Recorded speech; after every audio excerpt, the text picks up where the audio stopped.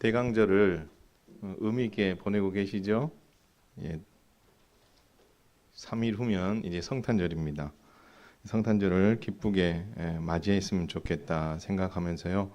먼저 옆에 있는 분들하고 한 번 더 이렇게 인사하겠습니다. 메리 크리스마스.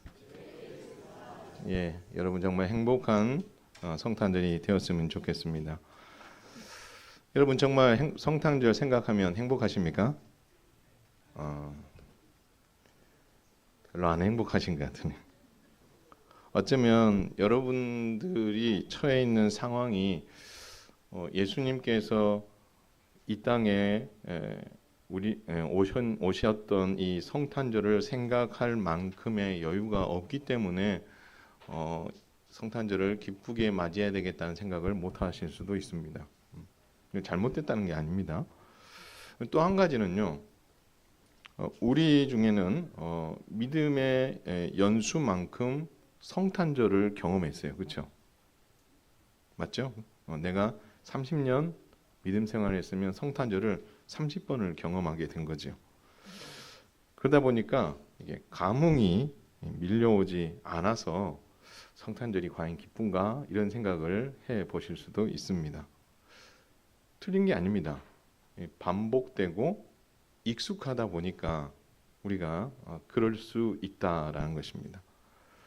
그러나 오늘 다시 한번 오늘 이사야 40장의 말씀, 누가복음 1장 3장의 말씀을 우리가 함께 살펴보면서 성탄절이 왜 기쁨이 되어야 되는지, 그리고 여러분 안에 이 성탄절로 인하여서 그 기쁨이 회복됨으로 말미암아 인사치레로 메리 크리스마스가 아니라 정말 메리 크리스마스가 되는 은혜가 있기를 주님의 이름으로 축원을 드립니다. 그래서 오늘 이사야 40장 말씀을 통해서 예수님께서는 약속의 말씀대로 우리에게 죄 용서와 온전한 기쁨을 주시기에 태어나셨다라는 사실을 한번 살펴보도록 하겠습니다. 이사야서 우리가 읽기에 참 힘든 책 중에 하나입니다. 66장으로 되어 있고 그 66장은 크게 두 부분으로 나눌 수가 있습니다. 전반부는 1장에서 39장입니다.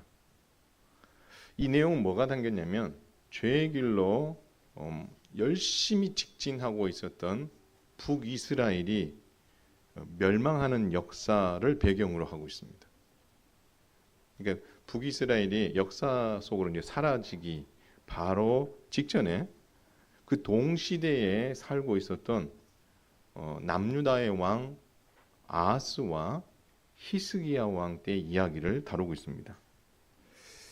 그래서 하나님께서는 이 북이스라엘의 멸망이라는 이 아픈 역사를 배경으로 해서 정말 이 아하스 왕과 히스기야 왕을 포함한 이 남유다 백성들이 하나님께서 바라시는 특별한 마음을 잘 헤아리고 하나님의 마음을 정말 기쁘시게 해드리면 좋겠다라는 마음으로 1장에서 39장을 쓰셨습니다.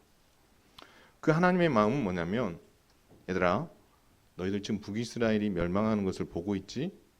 그것은 하나님께서 정하신 법, 제사장 나라 법에 순종하지 않고 그들이 여로보암의 길로 멀리 가고 아합의 길로 멀리 간 거기서 돌이키지 않았기 때문에 그들이 심판받고 있는 건데, 너희는 그것을 잘 교훈 삼아서 너희들은 그 길로 안 갔으면 좋겠다. 하나님 그렇게 말씀하시는 거예요. 이걸 보고 반면교사라고 하잖아요. 자, 그러면서 하나님께서는 이 남유다에게 내가 너희들에게 다시 한번 기회를 주겠다.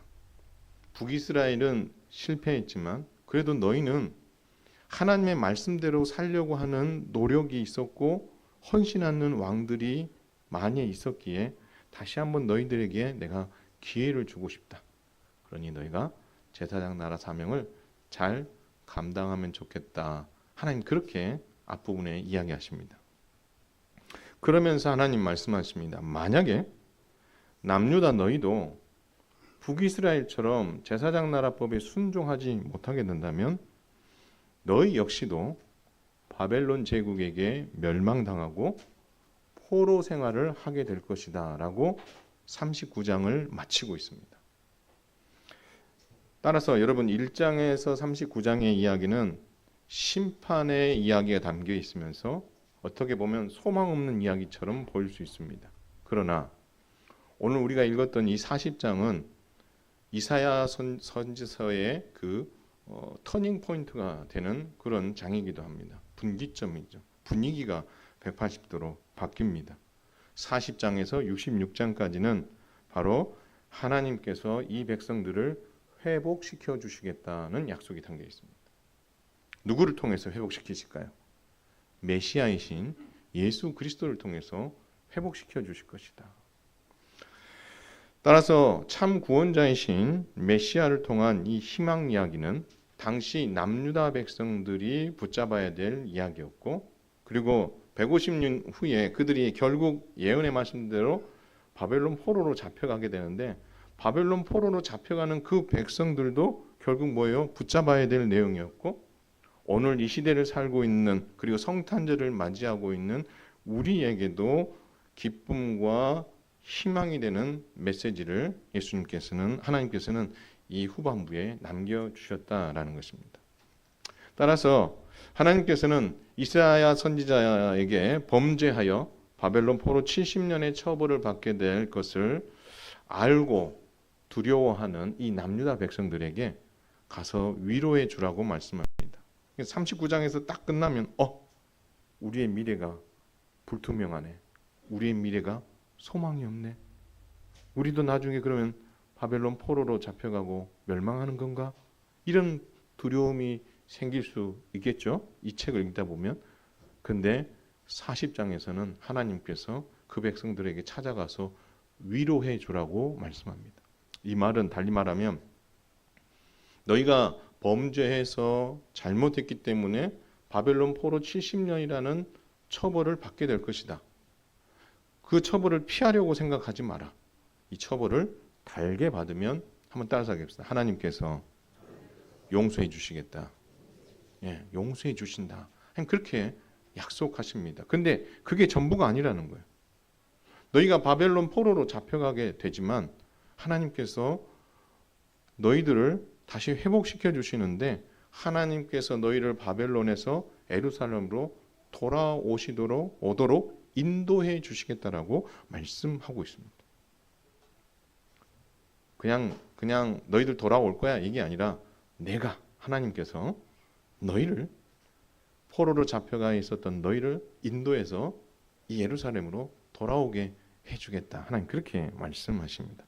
그러니 이 약속의 말씀을 붙잡고 소망을 품고 두려워하지 말고 위로받으라. 준 그렇게 말씀하고 있는 것입니다.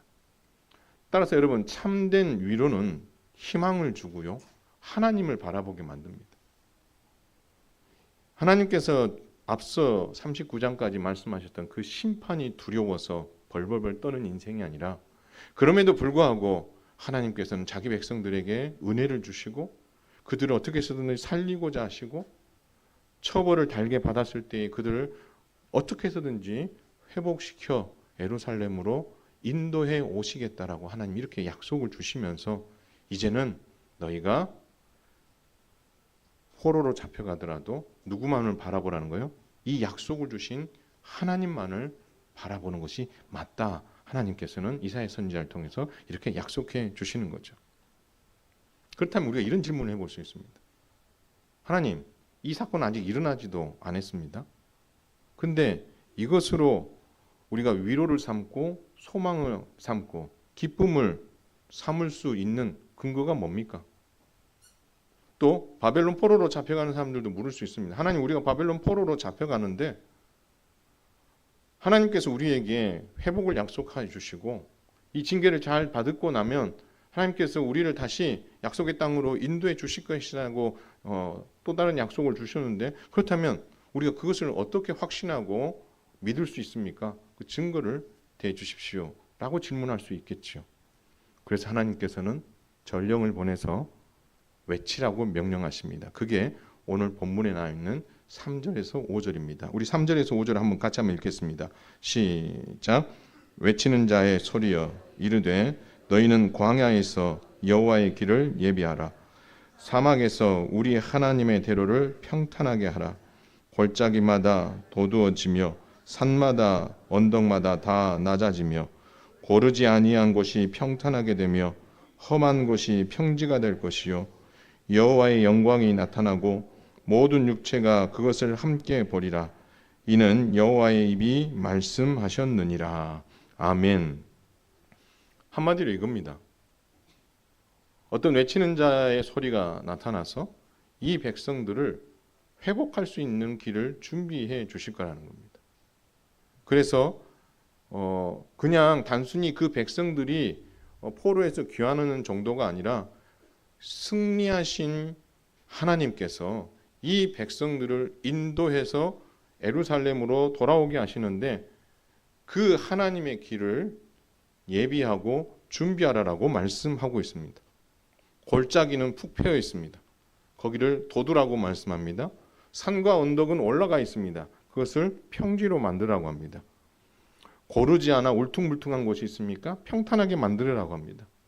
험한 곳이 있습니까? 평지가 되어서 이 승리하신 왕이신 여호와께서 편안하게 가실 수 있는 길을 예비하라라고 말씀하고 있습니다. 결국 뭘 말하는 겁니까? 하나님께서는 그 백성들과 함께 하고 계셨고 그 백성들이 그 처벌을 달게 받았을 때에 그들을 약속의 땅으로 직접 이끄시고 오시겠다라고 말씀하시며 그 길을 너희가 예비하고 준비하라 그렇게 말씀하고 있다라는 것입니다. 그러면 여기서 한 가지 질문을 해보면요. 하나님께서 바벨론 포로 70년의 이 징계를 받고 있는 자기 백성들과 함께 돌아온다라는 표현을 하셨거든요. 그러면 하나님께서 그들과 함께 하셨다라는 말인가라는 질문을 해볼 수 있습니다. 여러분 에스겔서 11장에 보면 하나님께서 성전 동쪽 문을 나오셔서 예루살렘 성전에서 떠나버리십니다. 이스라엘 백성들의 생각에는 하나님께서는 어디 계시는 거예요? 성전에 계시는 거예요. 자기들과 함께 해주신다는 그 상징적인 의미가 예루살렘 성전인데 그 성전에 하나님께서 함께 계신다라고 굳게 믿고 있습니다. 근데 에스겔서를 보면 하나님께서 그 생각을 한 방에 깨트리십니다. 하나님께서 오른쪽 성전 동쪽 문을 통해서 성전에서 나오셔서 떠나버리십니다. 어디로 떠나셨을까요? 어디로 떠나셨을까요? 바로 바벨론 포로로 잡혀가 있는 그 포로민들에게 향하셨습니다. 왜요? 그들과 뭐하기 위해서? 함께하기 위해서. 마치 이스라엘 백성, 이스라엘이 그 야곱의 가족들이 애굽에서 430년 종살이 하고 있을 때에 하나님은 과연 어디 계셨는가 하셨을 때 하나님은 그들과 함께 하셨습니다. 그래서 그들의 고통하는 소리를 뭐 하셨어요? 들으셨어요. 고통하는 그 상황을 보셨어요. 다 알고 계셨어요. 그 하나님이 똑같이 어떻게 하시는 거예요? 성전에서 나오셔서 어디로 가요? 그 고통하고 있는 바벨론 포로민들에게 찾아가셔서 그들과 함께하고 계셨다라는 거예요. 그리고 그들이 처벌을 달게 받자 하나님께서는 다시 어디로 돌아오세요? 성전으로 돌아오십니다. 에스겔 43장에 보면 여호와의 영광이 성전 동문으로 들어와서 그 동쪽 문을 닫으셨다. 그리고 닫으니 누구도 그 문을 열 수 없다라고 말씀하십니다. 그러면 무슨 말씀이세요? 하나님께서 다시 성전으로 돌아오셔서 그 백성의 하나님이 되시고 다시는 떠나지 아니하고 그 백성들과 함께하겠다라고 말씀해 주고 계십니다. 하나님께서는 포로로 잡혀갔던 그 백성들을 포기하지 않으셨어요. 그들이 처벌을 달게 받고 났을 때 어떻게 해서든지 그들을 다시 살려서 하나님께서 바라시는 그 나라를 저들을 통해서 다시 세우고 싶으셨던 거죠. 그래서 하나님께서는 그들을 성전 삼고 그들과 함께 계셨고 때가 되어 어떻게요? 그들을 이끌고 이 예루살렘으로 오게 될 텐데 외치는 자에게 말합니다. 그분이 오실 길을 잘 준비하라라고 말씀하고 있습니다. 근데 중요한 건 뭐냐면요. 이 말씀이 누구를 향한 말씀이냐라는 겁니다. 바로 히스기야 왕 시대에 그 당시의 남유다 백성들에게 하신 말씀이고, 나중에 바벨론 포로로 잡혀갈 그 백성들에게 하신 말씀이고, 더 멀리 보면은 바로 우리에게 하신 말씀이라는 사실을 믿으시길 바랍니다. 여러분, 우리가 이 말씀을 아멘으로 받는 이유가 무엇입니까? 이 말씀이 그 당시의 백성들에게로만 끝나는 것이 아니라 150년 후에 그들이 바벨론 포로로 잡혀가는 그들에게도 필요한 말씀이었고, 그리고 정작 필요한 것은 바로 이 시대를 살고 있는 우리에게 필요하셨기에 하나님은 이 약속을 해 주셨다라는 것입니다. 그런데 가장 피부로 와닿지 않는 사람이 누굴까요?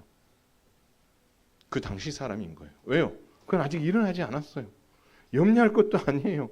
그러니 이 메아리는, 이 메시지는 어떻게 보면 그냥 허공을 치는 메아리처럼 들릴 수 있고 아무런 감흥이 없을 수도 있고 기쁨이라는 것이 그들에게 찾아올 수 없는 그런 상황에 놓여 있는 거죠. 그들에게는 생존의 문제가 아니었기 때문에 그래요. 바벨론 포로로 잡혀가는 사람들은 생존의 문제였기 때문에 이 말씀이 피부로 와닿는 거예요. 그래서 이 말씀을 붙잡아야 되겠다는 생각이 있는데 그 당시 백성들은 이게 피부로 와닿지 않는 말씀이었거든요. 근데 정작 여러분, 그들이 바벨론 포로로 잡혀가는 사람들은 이것이 피부로 와닿은 거예요. 그래서 이 약속의 말씀을 붙잡게 되는 거예요. 이 약속의 말씀이 진짜구나. 정말 150년 전에 하신 약속인데 이게 현실로 진짜 일어나고 있네. 나는 이게 설마 했는데 이게 지금 나에게 현실로 다가온 거다 생각하니 여러분, 이들이 이 말씀을 포로 생활하는 가운데도 끝까지 붙잡고 있었다. 여러분, 하나님께서 오늘 이사야 선지자를 통해서 주신 이 약속의 메시지를 끝까지 붙잡고 있었던 사람들이 누가 있을 것 같습니까? 그래서 그분이 주시는 위로와 희망을 붙잡고 하나님만을 바라보는 사람이 있었을까요? 바벨론 포로로 잡혀간 사람들 중에 있었을까요? 없었을까요? 있었어요. 누가 있었을까요? 있었다면 누가 있었을까요? 에레미야가 있고요. 에스겔이 있고요. 또 누가 있을까요? 다니엘이 있습니다. 에스라가 있고요. 느헤미야가 있어요. 여러분, 에레미야와 에스겔, 다니엘은요, 이 약속의 말씀이 이루어지는 것을 경험하지 못합니다. 쉽게 말하면 하나님께서 그 백성들을 이끌고 약속의 땅으로 다시 돌아가게 하는 그 놀라운 기적의 현장에 참여하지 못합니다. 그럼에도 불구하고 이들은 남다른 삶을 살았어요. 대표적인 게 누구냐면 다니엘입니다. 다니엘은 이사야 선지자에 근거한 에레미야의 글을 읽으면서 계속해서 셈하고 있었어요. 뭘 셈하고 있었을까요? 하나님께서 약속하신 그날이 언젠가. 하나님께서 바벨론 포로 70년을 약속하셨는데 내가 이 땅에 지금 온 지 청소년 때 와가지고 지금 노년의 삶을 살고 있는 이 다니엘이 뭐 하는 거예요? 셈을 해보는 거예요. 하나님께서 약속하신 70년이 언젠가. 셈을 하다가 어떻게 해요? 알아낸 거예요. 그렇구나. 이제 때가 되었구나. 그리고 나서 어떻게 해요? 기뻐했을까요? 기쁨도 잠시. 그는 어떻게 해요? 회개하고 하나님 앞에 울면서 하나님, 이 모든 것이 우리의 죄 때문이고 우리 조상들의 죄 때문입니다 라고 기도하면서 보냈던 다니엘. 그가 기쁨도 잠시 눈물을 흘릴 수 있었던 것은 바로 이 약속의 말씀을 뭐 했기 때문에요? 붙잡았기 때문에 그래요. 에스라 느헤미야는 3차에 걸친 예루살렘 귀환을 함으로 말미암아 여러분, 그 행복과 그 기쁨에 참여한 사람입니다. 그러니 그들의 입술에서는 찬송과 기쁨이 나올 수밖에 없는 거죠. 사실 그렇다고 봤을 때 이들 모두는요, 오늘 주신 이 위로의 말씀 때문에 행복했고, 이 위로의 말씀 때문에 기뻤고, 이 위로의 말씀 때문에 어떻게 기대가 되었고, 하나님께서 어떻게 우리를 다시 회복시키실 건가에 대한 기대감이 있으니 누구를 바라볼 수밖에 없었어요? 하나님을 바라볼 수밖에 없었다라는 것입니다. 중요한 것은요, 이것이 이 사건 안에 숨겨진 비밀이 하나 있습니다. 여러분, 제가 한 번씩 이야기합니다. 경산은 산 보기가 힘듭니다. 다 평지여서. 그렇죠? 근데 여러분, 산을 좋아하시는 분도 계시겠지만 여러분 산을 멀리서 이렇게 바라보면 제일 높은 산이 이렇게 쫙 보이겠죠, 그렇죠? 그러면 우리는 그림을 그릴 때 그 산 하나만 그립니다. 그러나 그림을 잘 그리시는 분들이나 이런 분들 중에는 보면 그 산하고 겹쳐져 있는 산들을 어떻게 이렇게 표현하는 분들도 있잖아요. 마찬가지예요. 우리가 산을 보지만 산 하나만 이게 있는 게 아니라 그 안에 작은 산들이 겹쳐져 있는데 큰 산이 있다 보니까 그게 큰 산만 보이는 것처럼 보이는 건 아니겠습니까? 마찬가지예요. 먼 산을 바라보면은요, 겹쳐져 있는 작은 산들이 있는 거예요. 여러분, 바로 바벨론 포로로 잡혀갈 것에 대해서 예언했었던 그 당시의 백성들이나 바벨론 포로로 잡혀갔었던 그 백성들이나 전체적인 큰 산을 봤을 때는 그들은 작은 산에 불과했다라는 것입니다. 그런데 이 작은 산이 작은 산만인가 또 다른 더 큰 작은 산을 우리가 또 볼 수가 있는데 그 이야기가 바로 오늘 외치는 자의 소리와 관련이 있다라고 성경은 말하고 있습니다. 그래서 여러분, 이 바벨론 포로로 잡혀간 사건이 작은 산이라면 그 다음에 큰 산이 또 하나 나오죠. 그 산 이야기가 오늘 외치는 자의 소리였던 세례 요한 이야기다라는 것을 우리는 잊어서는 안 된다라는 것입니다. 여러분, 세례 요한은 이 예수님 하나님께서 이사야 40장을 주신 이후에 700년 후에 등장하는 사람입니다. 여러분, 세례 요한이 이 땅에 태어났을 때에 사람들이 기뻐했을까요? 기뻐하지 않았을까요? 안 기뻐했을 것 같아요? 기뻐했어요. 여러분, 누가복음에 보면 뭐라고 하냐면요, 천사가 그의 아버지 사가랴에게 나타나서 이런 말합니다. 세례 요한의 출생은 너도 기쁘고 많은 사람들에게 즐거움을 주는 사건이 될 것이다 라고 말씀합니다. 그리고 말합니다. 이스라엘을 주 하나님께로 많이 돌아오게 하는 일들을 그는 기쁨으로 준비하게 될 것이다. 그는 이 백성들이 메시아를 맞이할 준비를 하는 일에 온전히 헌신하며 기뻐하게 될 것이다. 결국 세례 요한이 이 땅에 온 그 이야기는 세례 요한 자신도 기쁜 일이지만 메시아의 오시는 길을 준비함으로 그 메시아의 오실 길을 맞이할 준비를 하게 될 많은 백성들에게도 기쁨이 되는 일이다라고 말씀하고 있다라는 거죠. 그리고 나서 누가복음 3장에서 오늘 이사야 40장의 이 말씀, 3절에서 5절의 이 말씀이 바로 세례 요한을 통해서 성취되었다라고 말씀합니다. 이렇게 이야기합니다. 선지자 이사야의 책에 쓴 바 광야에서 외치는 자의 소리가 있어 이르되 너희는 주의 길을 준비하라. 그의 오실 길을 곧게 하라. 모든 골짜기가 메워지고 모든 산과 작은 산이 낮아지고 굽은 것이 곧아지고 험한 길이 평탄하여질 것이요 모든 육체가 하나님의 구원하심을 보리라 함과 같으니라. 이 말이 무슨 말입니까? 이사야 40장에 있었던 그 이야기가 누구를 통해서 성취되었다는 거예요? 세례 요한을 통해서 성취되었다라고 말씀하고 있다라는 것입니다. 따라서 여러분, 이사야 40장에서 어떻게 보면 심판이라는 정말 선언 앞에서 바벨론 포로 70년이라는 어떤 징계 앞에서 낙심하고 좌절할 수 있는 그들에게 하나님께서는 그 일이 일어나기 전에, 아니 그 일이 일어난 그 상황에도 붙들어야 될 하나의 약속의 말씀을 주신 거죠. 그게 뭐냐면 너희가 그 징계를 달게 받게 되면 내가 너희들을 반드시 약속의 땅으로 이끌어 너희를 살려주겠다라고 하신 그 약속의 말씀. 그리고 그 약속의 말씀은 그 백성들에게만 적용되는 것이 아니라 바로 세례 요한을 통해서 성취되어져서 메시아가 이 땅에 오심에 있어서 세례 요한이 먼저 와서 그분이 오실 길을 예비하여 우리를 구원의 길로 인도하는 일을 하게 될 것이다. 그래서 세례 요한의 탄생은 세례 요한 자신에게도 기쁨이요 너에게도 기쁨이지만 그 백성들 모두에게 기쁨이 되는 복된 소식이 아닐 수 없다라고 말씀하고 있고 그 일들이 세례 요한이 드디어 요단강에 등장할 때 누가는 그것을 잊지 않고 봐라 우리에게 기쁨의 좋은 소식을 알리고 우리를 메시아를 맞이할 준비를 할 그 위대한 선지자가 드디어 등장하게 되었다. 그 사람이 바로 세례 요한이다. 그렇게 말씀하고 있다라는 것입니다. 근데 중요한 것은요. 세례 요한이 와서 기쁜 것도 있지만 세례 요한이 준비한 메시아의 길로 인해서 하나님께서는 우리에게 진짜 기쁨을 주고 싶어 하셨다는 사실을 믿으시기를 바랍니다. 여러분, 누가 오시기 때문에 그래요? 그 세례 요한 뒤에 누가 따라오기 때문에 이 기쁨이 계속 우리에게까지 이어지는 거예요? 바로 예수 그리스도가 오시기 때문에. 여러분, 예수님이 이 땅에 오시는 것은 우리 모두에게 기쁨이 되는 줄 믿으시기 바랍니다. 그래서 여러분, 마태복음 2장 10절에서 동방박사들이 그 아기 예수님을 향하여 인도하는 그 별을 보고 어떤 마음이 들었다고 했어요? 크게 기뻐하고 기뻐하였다라고 말합니다.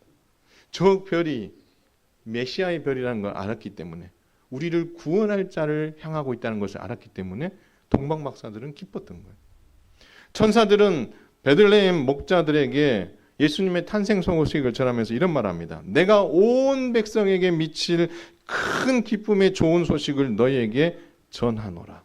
내가 너희를 찾아온 이유는 세상이 줄 수 없는 그 기쁜 소식을 너희에게 내가 알게 해주기 위해 왔다. 그 기쁜 소식이 뭐냐면 오늘 다윗의 동네에 너희를 위하여 누가 태어나셨다? 구주가 태어나셨다. 그분이 누구라는 거예요? 아기 예수님이라는 거예요. 그래서 이 상황에서 천군 천사들이 나타나서 뭐라고 합니까? 이렇게 해요. 지극히 높은 곳에서는 하나님께 영광이요. 땅에서는 하나님이 기뻐하시는 사람들 중에 뭐다고요? 평안하다. 이 말은 뭘 의미하고 있습니까? 오실 메시아로 인하여서 누구의 마음이 기쁘다는 거예요? 하나님의 마음이 정말 기쁘다. 그렇게 표현하고 있다라는 것입니다. 구원자이신 메시아 예수님의 탄생은 소외된 베들레헴 목자들에게 기쁨과 소망을 주었을 뿐만 아니라 온 백성에게 기쁨이 되었고, 위로는 하나님을 기쁘게 해드리는 놀라운 은혜의 소식이었다는 사실을 성경은 우리에게 말씀해 주고 있다라는 것입니다. 사랑하는 성도 여러분, 그렇다면 소외된 베들레헴 목자들과 온 백성에게뿐 아니라 위로는 하나님을 기쁘시게 했던 아기 예수님의 탄생은, 한번 따라하겠습니다. 우리 모두의 기쁨인 줄 믿으시길 바랍니다. 우리 모두의 기쁨인 거예요. 그들에게만 기쁨이 아니라 오늘 이 시대를 살아가고 있는 저와 여러분에게 이 아기 예수님의 탄생은 위대한, 그 누구도 줄 수 없는 놀라운 기쁜 소식이라는 사실을 우리는 결코 잊어서는 안 된다라는 것입니다. 그래서 아기 예수님의 탄생이 우리에게 기쁨이 되는 이유를 마태복음 1장 21절에 말합니다. 그가 자기 백성을 그들의 죄에서 뭐 하셨다고요? 구원할 자라고 말씀하시는 거죠. 여러분, 죄에서 구원받는 선물, 이것만큼 큰 선물이 없는 거거든요. 왜 이 선물이 큰 선물일까요? 생각해 보셨어요? 왜 이 선물이 제일 큰 선물이죠? 이 선물은 사람이 줄 수 있습니까? 없습니까? 없어요. 세상에 정말 뭐 다이아몬드나 막 이런 게 막 있던, 이런 게 있지는 않겠지만 이렇게 큰 다이아몬드를 누군가 여러분에게 선물로 줄 수 있어요. 가능성이 거의 제로지만 줄 수 있어요. 그렇죠? 그런데 우리의 구원의 문제, 죄 용서함의 문제를 위한 선물은 이 땅에 있는 그 누구도 우리에게 줄 수 있어요? 없어요? 없어요. 오직 누구만 주실 수 있어요? 하나님만 주실 수 있어요. 그러니 여러분, 가치가 세상이 줄 수 있는 그런 어떤 선물과 하나님께서 우리에게 독생자 예수 그리스도를 통해서 주신 이 선물이 비교가 되겠어요? 여러분, 비교는 언제 하는 거예요? 비교는요, 두 개가 좀 뭔가 이게 어떤 게 더 좋은가 나쁜가를 어떻게요? 한번 이렇게 실험해보고 뭐 여러 가지 것들을 해가지고 점검해봐서 아, 이게 좀 낫다라고 어떻게 조금 비교할 만한 어떤 상황이 돼야 비교라는 말을 쓰는 거지, 비교가 안 되는 것에다가는 비교라는 말 안 쓰는 거거든요. 그러면 하나님께서 독생자 예수 그리스도를 이 땅에 태어나게 하셔서 우리에게 주시고자 하신 이 구원의 선물은 누구만이 줄 수 있는 거예요? 하나님만이 줄 수 있는 절대적인 선물인 거죠. 최고의 가치인 겁니다. 따라서 이 구원의 은혜만큼 우리를 기쁘게 해주는 그 어떤 기쁨도 없다는 사실을 여러분 믿으시기를 바랍니다. 여러분 성탄절이 그저 그렇게 보내지고 있다면 여러분의 심령 안에 아기 예수님을 통해서 우리를 구원하시고자 하나님께서 우리에게 이 놀라운 선물, 대체 불가능한 이 선물을 우리에게 주셨다는 이 사실이 여러분의 심령 안에서 믿어지고 그것으로 인해서 기쁨이 여러분의 심령에서 솟아나고 그러므로 말미암아 여러분의 얼굴에서 행복함이 가득하다면 우리 하나님께서 얼마나 기뻐하실까 우리 한번 생각해 볼 필요가 있다라는 것입니다. 내일 모레가 이제 곧 성탄절입니다. 성탄절 아침에 11시에 하나님 앞에 예배드리러 나올 때 지금보다도 더 환하고 지금보다도 더 기쁘고 그 2, 3일의 그 시간 동안 그냥 보내지 마시고요.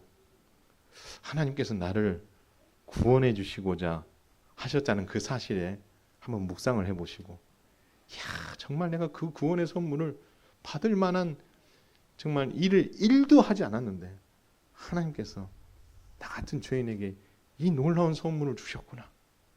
그 선물을 주시기 위해 아들 예수님을 이 땅에 보내어 주신 날이 성탄절이라면 하나님 내 마음에 아기 예수님 때문에 행복하게 해 주옵소서. 성탄 트리 때문에 행복한 게 아니고 캐롤송 때문에 행복한 게 아니고 연말이기 때문에 분위기가 붕 떠가지고 행복한 게 아니고 우리 안에 계신 예수 그리스도 하나님께서 우리에게 기쁨을 주시기에 이 땅에 보내주신 아기 예수님을 생각하면서 행복하게 보낼 수 있다면 힘들고 어려운 여러분 형편 가운데에도 여러분 이 성탄절을 지내는 이 시기만큼이라도 여러분 안에 기쁨과 행복이 가득가득 차고 넘치게 되기를 주님의 이름으로 축원을 드립니다. 중요한 것은요. 이사야 40장의 이 말씀이 믿어지냐라는 거죠. 우리는 믿어집니다. 왜요? 이 말씀이 예수님 안에서 성취됐기 때문에 우리는 믿어져요. 그러나 당시 남유다 백성들에게는 이게 믿어지겠어요?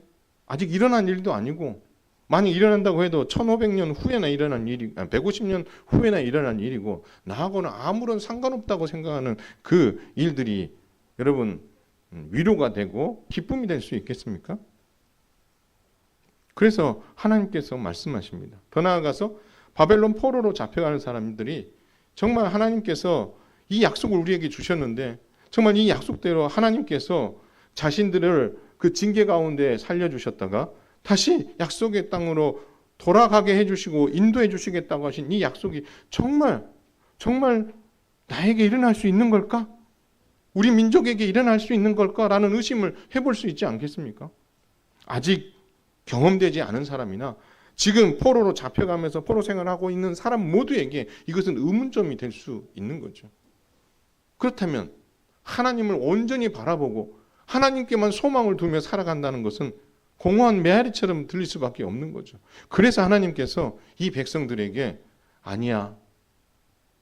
너희가 범죄해서 심판받아 징계를 받고 있지만 나의 본심은 너희들을 어떻게 해서든지 다시 살리고 너희들에게 그 기쁨을 회복시켜주고 너희가 나와 함께 되돌아와서 하나님이 기뻐하시는 그 일에 동역하고 싶어하는 게 내 마음이라는 것을 너희는 오해하지 않고 그 바벨론 포로 70년의 시간을 보냈으면 좋겠어.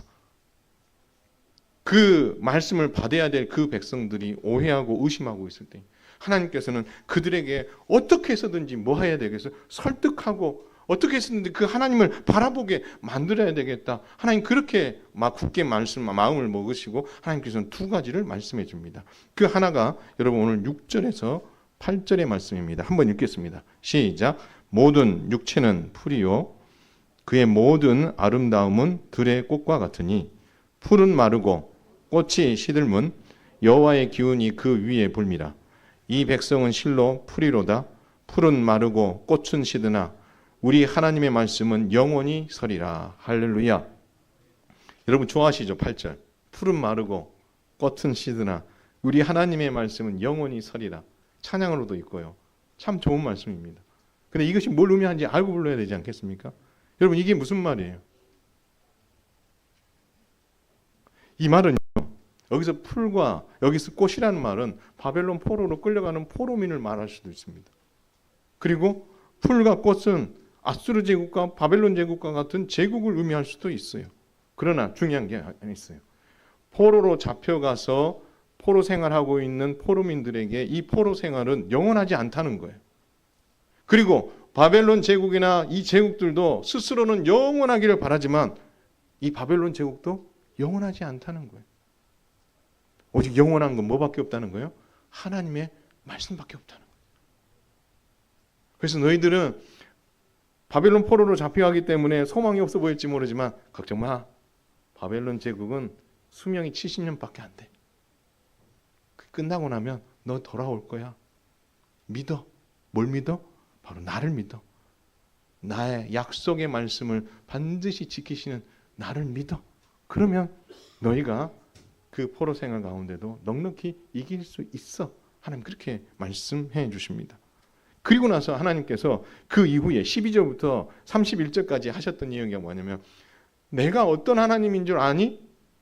내가 너희들에게 어떤 하나님인지를 내가 소개해 줄 테니까 이 하나님을 붙잡고 너희가 끝까지 내가 준 이 약속의 말씀, 너희를 기쁘게 하고 너희를 회복시키고 싶어하는 내 마음을 오해하지 않고 하나님이 어떠한 분인가를 충분히 이해해서 그 하나님 바라보면서 너희가 이 바벨론 포로 70년을 보냈으면 좋겠어. 그래서 하나님께서 12절부터 마지막 절까지 하나님이 어떠한 분인가를 쫙 설명해 놓습니다. 자, 한번 저하고 저를 한번 따라서 해보겠습니다. 첫 번째는요. 하나님께서는 모든 피조물과 신들보다 비교할 수 없이 크신 분이시다. 두 번째는요. 하나님께서는 이스라엘과 모든 민족보다 강하신 분이시다. 세 번째는 하나님께서는 어떤 우상보다 비교할 수 없이 크신 분이시다. 또 하나님께서는 모든 열방의 통치자들보다 위대하신 분이시다. 마지막입니다. 좀 큰 소리요. 하나님께서는 창조하시고 큰 권능으로 다스리시는 분이시다. 그러니 전능하신 창조주 하나님을 그분의 능력을 의지하고 신뢰하면 내가 약속한 이 말씀이 이루어졌을 때에 너희에게 기쁨이 찾아오고 너희는 행복해하며 하나님이 지금도 살아계시다는 것을 고백하게 될 것이다라고 말씀해 주고 있다라는 것입니다. 여러분, 의심이 있는 이들에게 하나님께서는 다른 것으로 그들의 마음을 채워주지 않았어요. 무엇으로 채워주셨어요? 말씀으로 채워주셨어요. 하나님이 어떠한 분인가로 알게 해주심으로 말미암아 확신을 가지게 만들어 주셨다라는 것입니다. 따라서 사랑하는 성도 여러분, 우리가 이 약속의 말씀을 의지하고 믿어야 되는 이유는 뭐냐면 하나님께서 이 이사야 40장을 주실 때에 그 백성들과 바벨론 포로로 잡혀가고 있는 그 백성들에게 주셨던 그 약속의 말씀을 그대로 성취하신 것처럼 우리의 인생 가운데도 이 하나님이 동일하게 역사하셔서 우리의 인생을 가장 좋은 길로 인도해 주실 분이라는 사실을 믿으라라고 우리에게 말씀하고 있다라는 것입니다. 여러분, 2024년을 힘겹게 살아왔습니다. 많은 어려움들이 있었고 그것을 이기며 살아왔습니다. 여러분 얼굴에서 기쁨이라는 것을 찾아볼 수 없을 만큼 힘든 시간들을 겪어왔던 이들도 많이 있을 것입니다. 그러나 여러분, 이번 성탄절을 지내면서 여러분을 그렇게 힘들게 만들었던 그 생각들을 뛰어넘고 하나님께 소망을 두고 약속의 말씀에 붙잡고 살아감으로 말미암아 다시 그 기쁨을 회복하여 여러분의 얼굴이 해같이 빛날 수 있게 되기를 주님의 이름으로 축원을 드립니다. 성탄절을 성탄절답게 보낼 수 있기를 주님의 이름으로 축원을 드립니다. 힘든 거 알아요. 그러나 하나님께서 여러분에게 가장 좋은 것 주고 싶으시고 이 백성들에게 처벌이라는 벌을 주셨지만 그것은 일부에 지나지 않고 더 큰 것은 하나님께서 그들에게 기쁨과 행복과 가장 복된 것을 선물로 주고 싶으신다는 그 약속의 말씀을 믿기를 바라셨던 것처럼 여러분이 지금 처해 있는 이 어려운 가운데에서 여러분 낙심하기보다 이 백성들 가운데 이렇게 약속해 주셨던 크신 하나님, 비교할 수 없이 강력한 능력으로 자기 백성을 보호하시는 하나님, 가장 좋은 길로 인도하시는 그 하나님에 대한 신뢰가 포로로 잡혀가는 그 백성들에게 유일한 희망이요 소망이 되었듯이 저와 여러분이 살아가는 힘든 인생길 가운데에도 다른 것에 소망 두지 마시고 이 하나님께 소망을 두며 믿음으로 살아가는 저와 여러분 될 수 있기를 주님의 이름으로 축원을 드립니다. 이 성탄절을 지나시면서 이 내가 잃어버렸던 기쁨, 내가 잃어버렸던 이 행복을 다른 데서 찾으려고 하지 말고 누구에게서 찾으시라고요? 우리에게 구원을 선물로 주시기 위해 이 땅에 오신 아기 예수님께 소망을 줄 수 있기를 바랍니다. 내 자식이 조금 잘된 그것 때문에 여러분 조금 마음에 위로가 되고 평안이 찾아올 수 있어요. 그러나 그거는 일시적이에요. 내가 돈을 투자했는데 조금 뭐가 좀 잘 됐어. 그래가지고 많은 돈이 내 손에 들어왔어. 그것이 여러분 잠깐 기쁨을 줄 수는 있죠. 그러나 그 기쁨은 영원히 줄 수 있는 기쁨이 아니에요. 내가 처해 있는 그 고난과 어려움 앞에서 잠시 그것을 이겨나감으로 말미암아 자그마한 기쁨이 여러분에게 줄 수 있지만 영원한 기쁨은 줄 수 없는 거죠. 내가 A라는 상황, B라는 상황, 고난에 있고 기쁨 가운데 있고 좌절과 낭만 가운데 또는 어떤 일들이 잘 풀리는 가운데 있는 어떤 형편에 놓여 있더라도 여러분이 항상 기뻐하고 항상 행복할 수 있는 것은 우리에게 생명을 주시기 위해 이 땅에 오신 아기 예수님 때문에 행복하고 기뻐할 수 있게 되기를 주님의 이름으로 축원을 드립니다. 그래서 여러분 이번 성탄절을 통해서 올 한 해 힘들고 어려워서 여러분의 얼굴이 많이 무거웠고 여러분의 마음이 많이 힘들어서 정말 너무 정말 모든 것 정말 다 내려놓고 싶다 이런 생각이 드시는 분들 계십니까? 솔직해서 좋습니다.